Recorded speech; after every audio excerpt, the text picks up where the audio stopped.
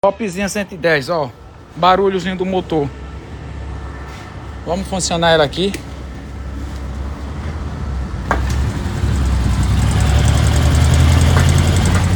Veja aí, ó.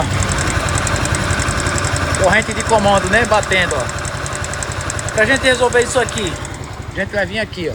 Vamos desligar. A corrente de comando dessa moto é nova. Tem mais ou menos uns 2 meses que o cliente falou que tinha colocado.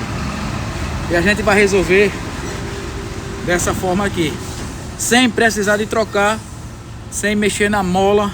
E vou mostrar pra você aonde vai estar o defeito, que se gasta muito, e daí você acaba trocando a corrente da moto à toa.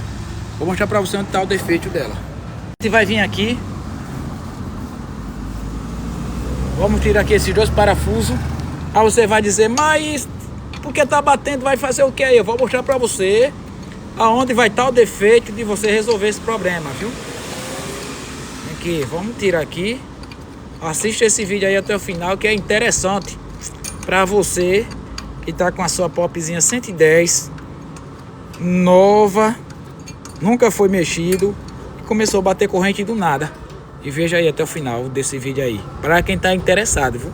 E outra coisa, deixa aí o nome da cidade aí, que eu quero saber onde foi que esse vídeo chegou, para me responder aí com muito alegre, hein? Vamos tirar aqui, ó. E o defeito vai estar aqui, ó, logo na cara, de frente. Você vai ver aqui, ó, como resolver muito fácil. Vamos colocar aqui esses 2 parafusos aqui.